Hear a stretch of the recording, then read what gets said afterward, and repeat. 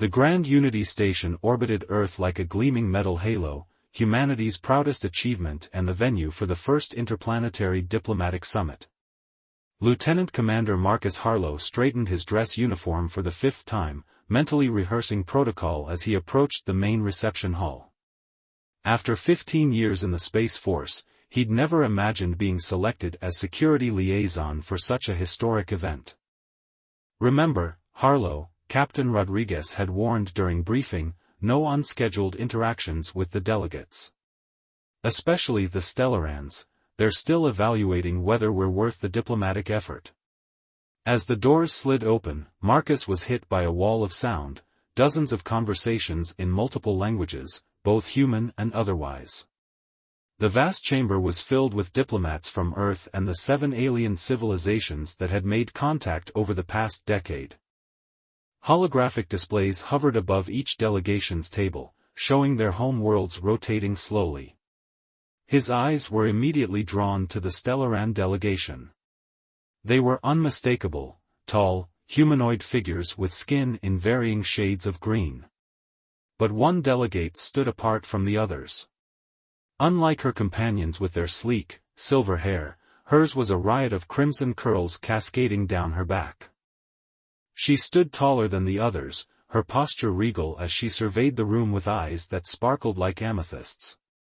Marcus realized he was staring only when those eyes suddenly locked with his. Protocol forgotten, he felt his feet carrying him across the room. The Stellaran woman tilted her head curiously as he approached, her lips, a deeper shade of emerald than her mint-colored skin, curving into what he hoped was a smile. "Lieutenant Commander Marcus Harlow," he said, offering the traditional Stellaran greeting gesture, right hand open at chest level. "Earth Space Force Security Division." "I am Vela," she replied, her voice musical with an accent that made ordinary English sound exotic. She returned the gesture gracefully. "Diplomatic Sciences Specialist, Stellaran Hegemony." Close up, Marcus noticed faint patterns on her skin, something between freckles and scales that caught the light when she moved. "Your coloring is unusual for your species," he blurted out, immediately regretting his directness. To his surprise, Vela laughed, a sound like wind chimes. "As is your approach, Commander. Your protocol officers warned us that humans would maintain formal distance." "I've never been particularly good at following rules that don't make sense," he admitted. "Nor have I," she replied, leaning slightly closer. "That is partly why I was selected for this mission. Fresh perspectives, as you might say." A server droid hovered past with beverages, and without thinking, Marcus plucked 2 glasses from its tray. "Would you?" He hesitated, suddenly aware he was potentially causing an interplanetary incident. "Care to join me for a drink? The observation deck has quite a view of Earth at this hour." He expected polite refusal at best, diplomatic outrage at worst. The Stellarans were known for their rigid social structures and careful adherence to protocol. What he didn't expect was the flash of excitement that crossed Vela's features before she composed herself. That would be. She glanced at her delegation, who were engaged with representatives from Mars Colony, most illuminating. "Lead the way, Commander." As they slipped away from the main reception, Marcus felt his heart racing. The station's curved corridors led them to the observation deck, a vast expanse of transparent aluminum offering an unobstructed view of Earth below and stars above. "It's beautiful," Vela whispered, approaching the viewport. Earth's blue oceans and swirling cloud patterns reflected in her purple eyes. "First time seeing it from this angle?" Marcus asked, joining her. "First time seeing it at all," she admitted. "I studied your world extensively in preparation, but no image captures the feeling," he finished. Their eyes met again, and Marcus felt something shift in the space between them, something unaccounted for in any diplomatic briefing or first contact protocol. "To new perspectives," he said, raising his glass. Vela studied the gesture for a moment before mirroring it with surprising precision. "To breaking protocol," she countered with a smile that transformed her face. As they clinked glasses, her fingers brushed his, cool to the touch, but sending warmth spiraling through him nonetheless. What Marcus didn't know, as Earth rotated slowly beneath them, was that this impulsive invitation would change not just his life, but potentially the course of human-alien relations forever. The observation deck was mercifully empty, the vast panorama of stars and Earth below creating an intimate atmosphere despite the cavernous space.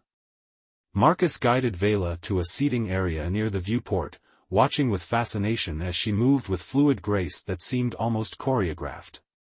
"Your species consumes alcohol as well?" Vela asked, studying the amber liquid in her glass. She brought it to her nose, her delicate nostrils flaring slightly. "The molecular structure seems similar to our Thandrix." Marcus smiled. "I have no idea what Thandrix is, but yes, humans have been drinking alcohol for thousands of years. This is whiskey, quite mild, I promise." She took a cautious sip, her eyes widening. "It creates a warming sensation." "Fascinating." She took another, larger drink. "My species metabolizes such compounds differently. This will not impair my cognitive functions, but it does produce an interesting, tingling. So I'm not going to accidentally intoxicate an alien diplomat and cause an interplanetary incident?" Marcus joked. Vela's lips curved upward. "Not with beverages, at least. Though I should warn you that prolonged exposure to human pheromones can have a mild euphoric effect on stellarans. Your species is potent." Marcus nearly choked on his drink. "That's not in any of our briefing materials." "Nor in ours about you," she replied with a mischievous glint in her eyes. "Some things are learned through direct observation." The implication hung in the air between them. Marcus found himself studying the patterns on her skin, the way they seemed to shift subtly with her breathing, catching the starlight. Her red curls framed her face like a halo of fire against her mint-green skin. "May I ask a personal question?" he ventured. "You may ask." "I may choose not to answer," she replied diplomatically. "Why did you accept my invitation? Doesn't it violate about a dozen protocols?" Vela gazed out at Earth for a long moment. 23, actually. But my role extends beyond formal diplomacy. I am tasked with understanding humans, not just your political structures." She turned to face him fully.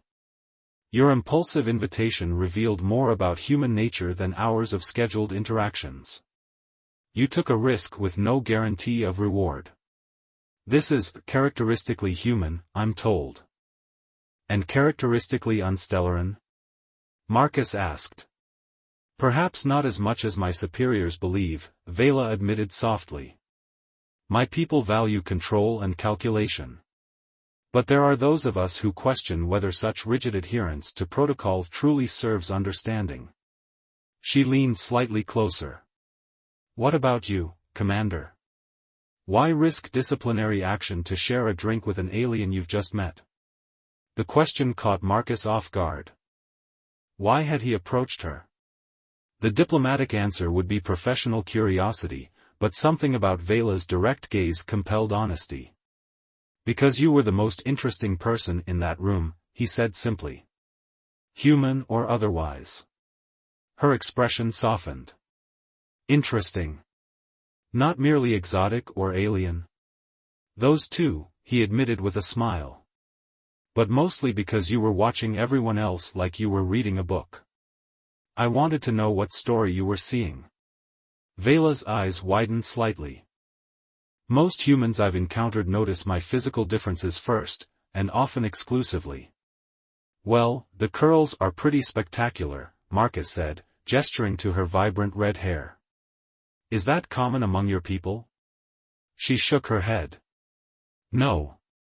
Most stellarans have silver or white hair. My coloration is a genetic variation. Somewhat controversial at home." "Controversial?" "It's beautiful," Marcus said without thinking. A deeper emerald flush spread across Vela's cheeks. Physical complements among stellarans are typically reserved for those in established pair bonds. But I find I don't mind your human directness. Marcus winced. Sorry. I'm probably violating all sorts of cultural taboos.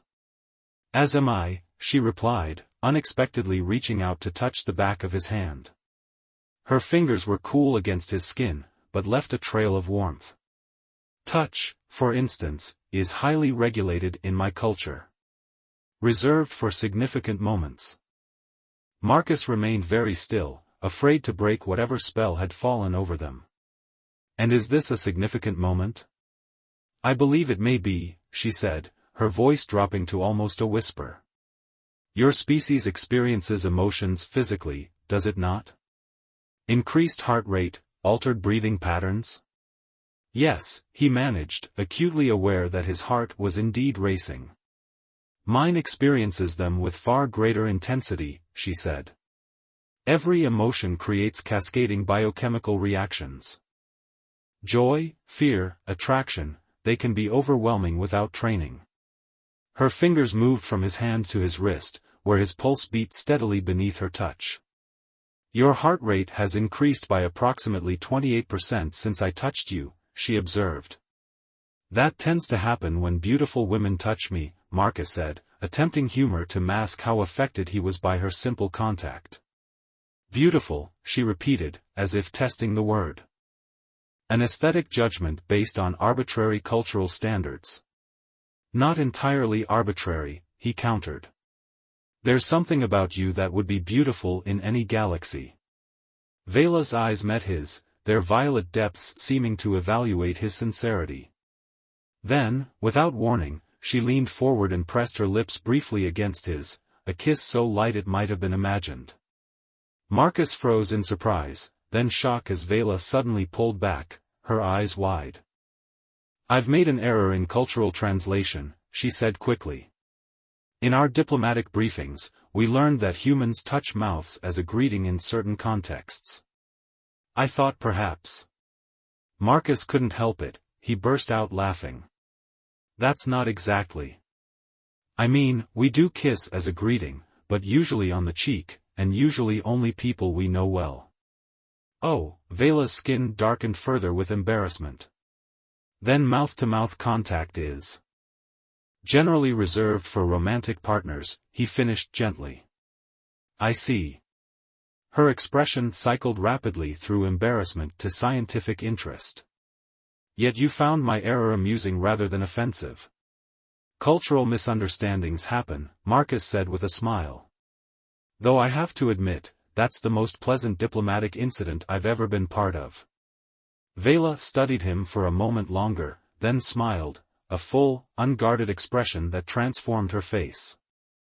You are not what I expected, Marcus Harlow. Neither are you, diplomatic sciences specialist Vela. Simply Vela, she corrected. And I believe I would like to learn more about these human customs. For scientific purposes, of course. Of course, Marcus agreed, feeling as though he'd stepped into an impossible dream. Though perhaps we should start with the basics. Like the fact that humans typically date before kissing. Date? She asked, tilting her head curiously. Spend time together. Learn about each other. Share experiences. Vela's eyes sparkled with interest. Like we are doing now? Exactly like we are doing now, Marcus confirmed, suddenly aware that what had begun as an impulsive invitation had become something much more significant, and potentially dangerous for both their careers. Yet as Earth turned slowly beneath them and the stars bore witness, neither seemed inclined to end this unexpected first date. 3 weeks after their first encounter, Marcus found himself in the strangest routine of his life. By day, he maintained his official duties as security liaison, attending diplomatic functions with proper military bearing. By night, he and Vela explored the station together, their cultural research becoming increasingly personal.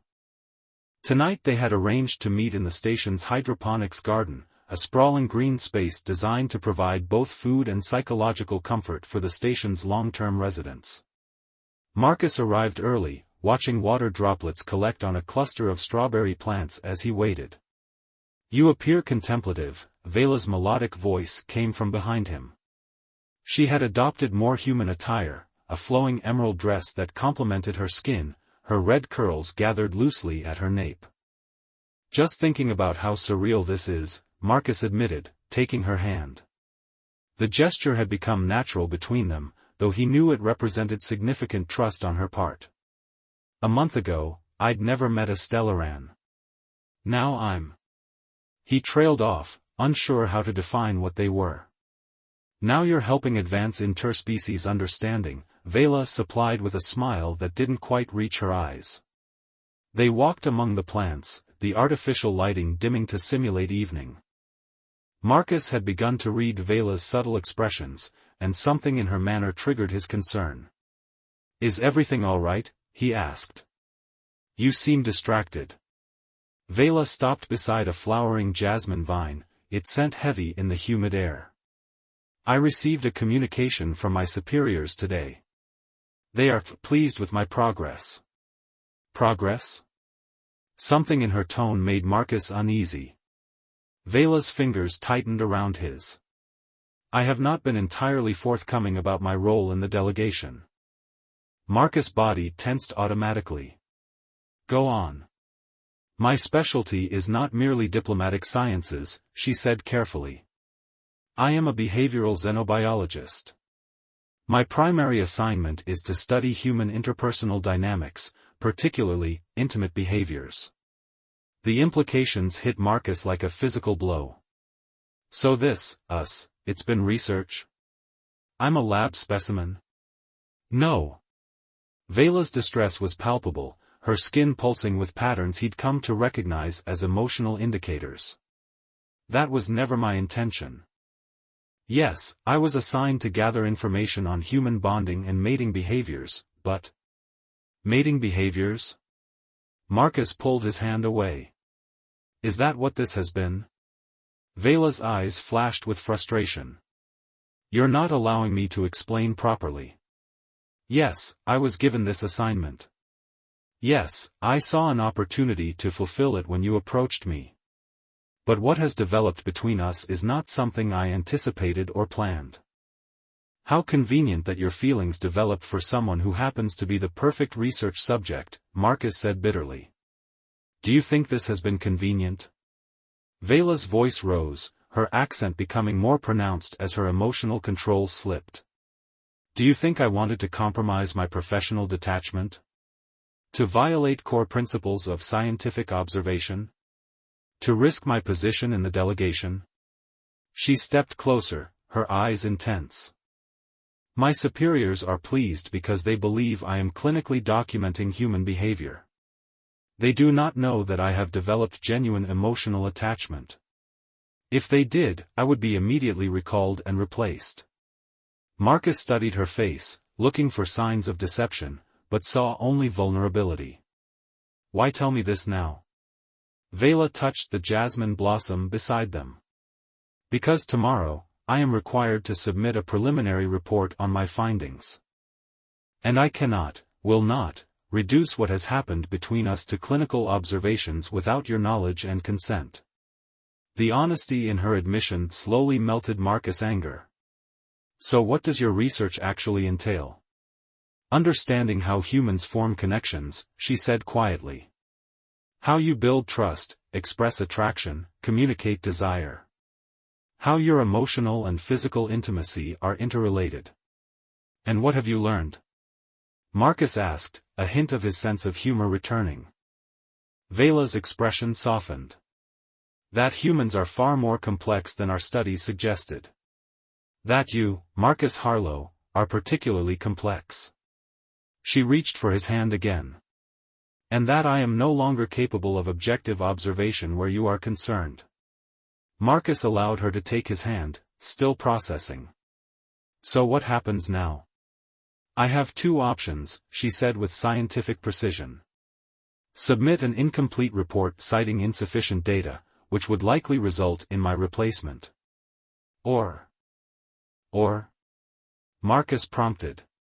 Or continue my research with your full knowledge and participation, while acknowledging in my private records that my findings are compromised by my own emotional involvement.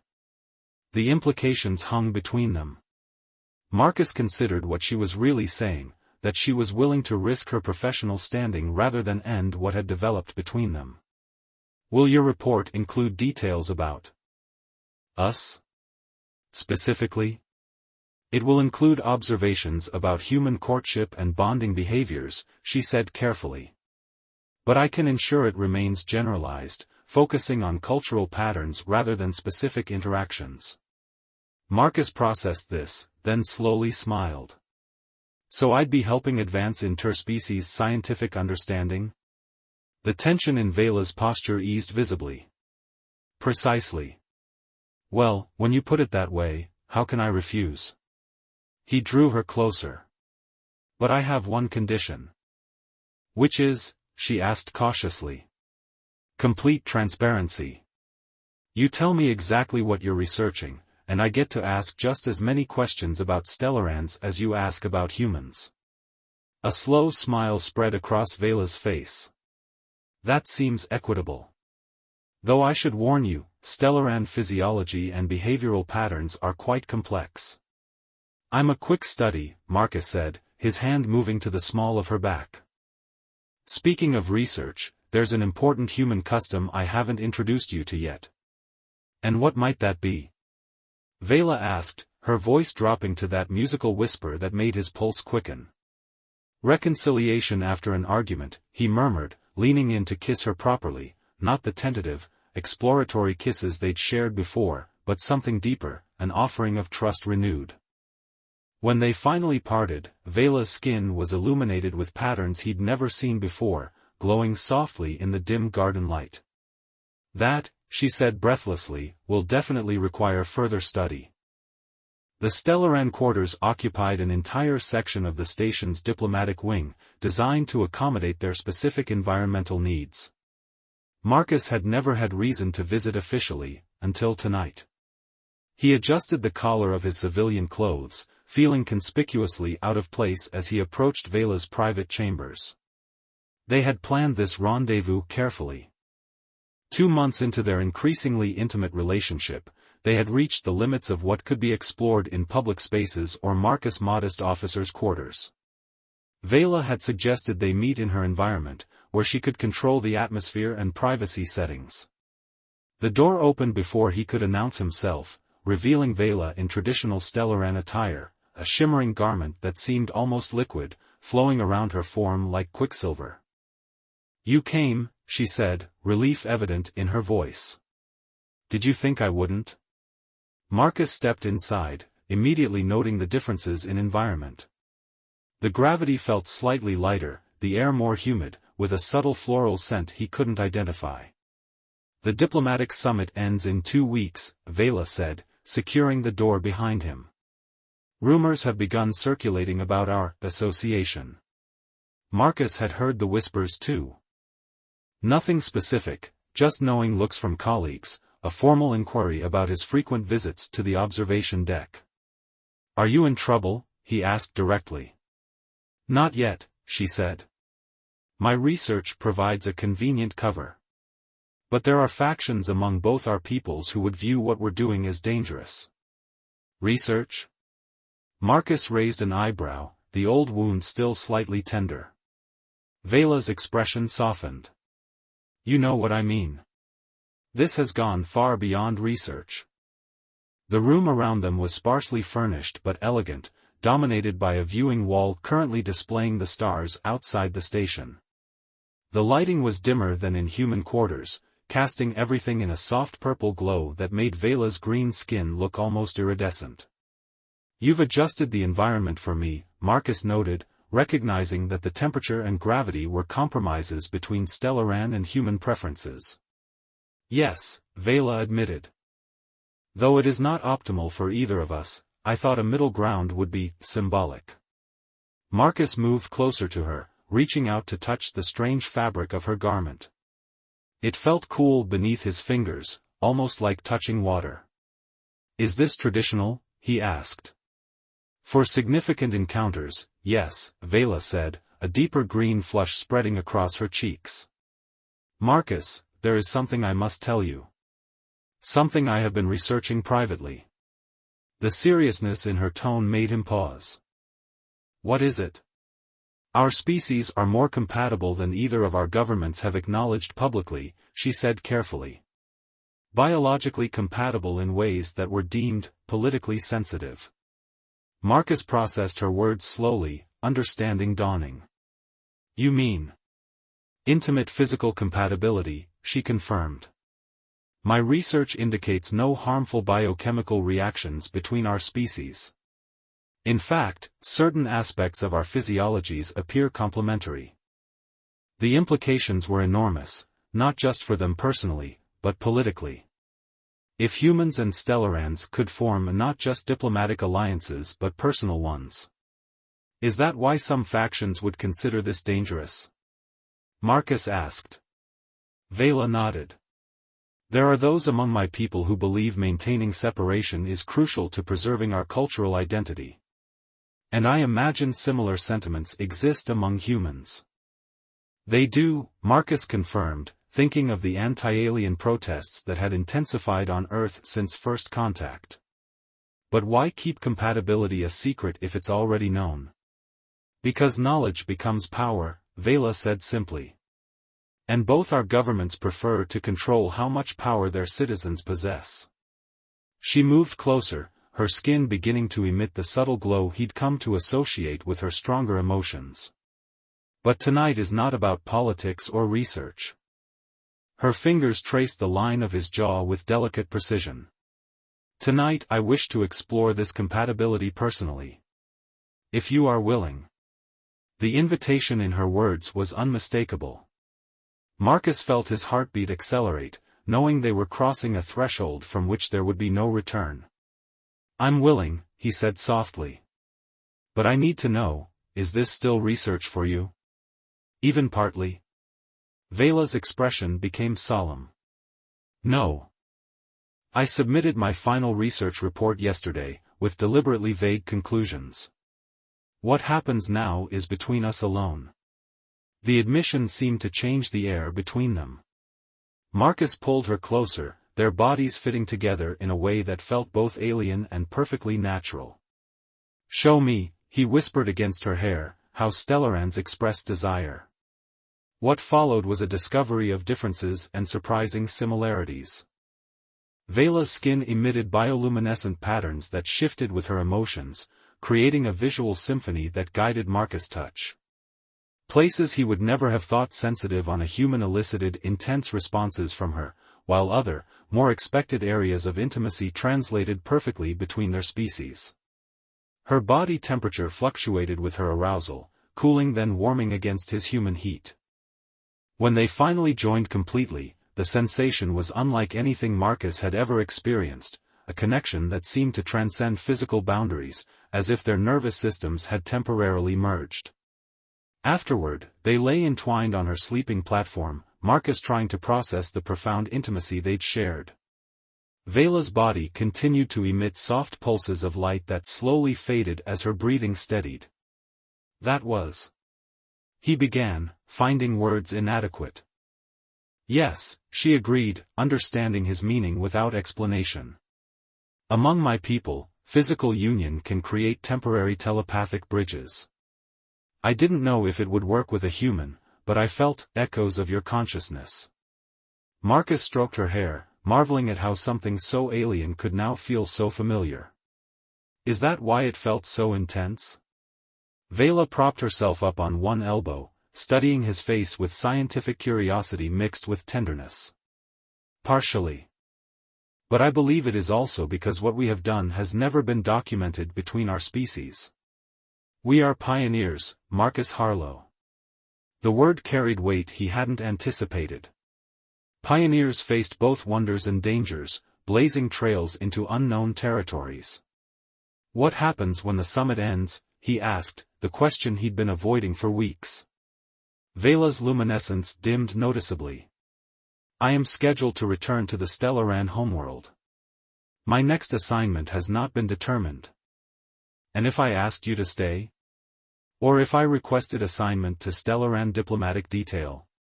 Her eyes widened. You would consider that? I'm considering everything, Marcus said honestly. 2 months ago, my biggest concern was making sure the summit went smoothly. Now I'm lying here with you, realizing that nothing in my life will ever be the same. Vela placed her hand over his heart, a gesture that had become personal ritual between them. The decision may not be ours to make. There are larger forces at work than our personal desires. As if summoned by her words, Marcus' communication device chimed with an urgent alert. He reluctantly disentangled himself to check it, his expression growing serious as he read the message. What is it? Vela asked, sensing his change in mood. Emergency security briefing, he said grimly. An anti-alien extremist group has threatened action against the station. All security personnel are being recalled to duty. Reality crashed back into their private sanctuary. Marcus began gathering his clothes, duty warring with desire. Go, Vela said softly. We both have responsibilities beyond ourselves. As Marcus dressed, the weight of their situation pressed upon him. They had crossed a threshold tonight, but the world waiting outside her quarters remained unchanged, divided, suspicious, potentially hostile to what they had discovered together. He kissed her one last time before departing, trying to memorize every sensation. This isn't over, he promised. No, she agreed, her skin illuminating briefly with emotion. I believe it has only just begun. The security lockdown lasted 3 days. A credible threat had been detected, explosives smuggled aboard the station by human extremists embedded in the maintenance crew. Marcus worked grueling shifts, coordinating with both human and alien security forces to neutralize the threat. When it was finally over, he found himself standing outside Vela's quarters again, exhausted but determined. This time when she opened the door, her expression was grave. You've heard? He asked immediately. Yes, she confirmed, ushering him inside. The Stellaran delegation is being recalled effective immediately. Official reason, security concerns. Marcus had suspected as much, but hearing it confirmed still felt like a physical blow. When? The transport leaves in 6 hours, Vela said, her voice carefully controlled, but her skin betraying her emotions with rapid pulses of light. 6 hours. After everything they'd shared, everything they'd discovered together, they had 6 hours. This isn't about security, Marcus said flatly. The threat has been contained. No, Vela agreed. This is about us. Somehow, someone has obtained evidence of our relationship. My superior was explicitly clear about the reason for my particular recall. Marcus sat heavily on the edge of her sleeping platform. So that's it? They just separate us and pretend none of this happened? Vela knelt before him, taking his hands in hers. Marcus, there's something you need to know. Something I wasn't authorized to share until now. The seriousness in her tone made him focus despite his emotional turmoil. The compatibility between our species isn't accidental, she said carefully. The Stellaran advance teams discovered it over 50 Earth years ago, during covert observation missions. 50 years? But first contact was only 10 years ago. Official contact, Vela corrected. My people have been studying Earth for much longer. And what they discovered caused significant debate among our leadership. She stood and activated a holographic display in the center of the room. Images appeared, what looked like ancient cave paintings and stone carvings from Earth, depicting tall, slender figures with distinctive features alongside humans. These are not myths or imagination, Vela said quietly. My people visited Earth thousands of years ago. There was intermingling. Marcus stared at the images, implications cascading through his mind. You're saying humans and Stellarans share certain genetic markers, she confirmed. Not enough to be considered the same species, but enough to suggest a common evolutionary influence. Or deliberate genetic modification by a third party. The revelation was staggering. Why keep this secret? Politics, Vela said simply. Some believed revealing our ancient connection would facilitate peaceful relations. Others feared it would lead to exactly what has happened between us, the blurring of boundaries between our peoples. She deactivated the display, her expression intense. The extremist threat has provided the perfect excuse. Those who oppose integration have gained influence. The delegation's recall is just the beginning. Of what? Marcus asked, dreading the answer. A potential severing of diplomatic relations.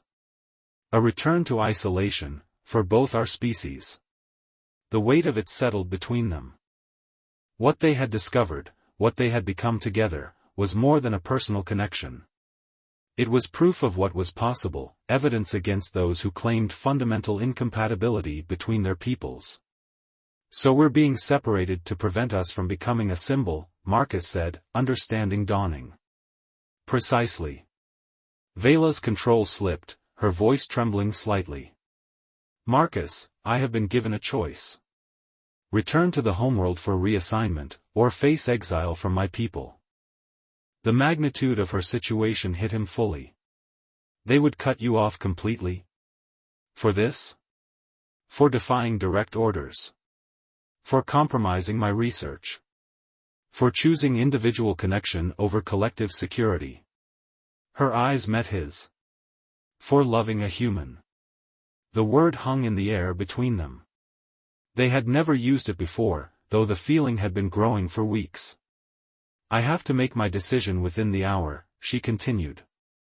Return and accept reassignment far from Earth, or remain and face the consequences.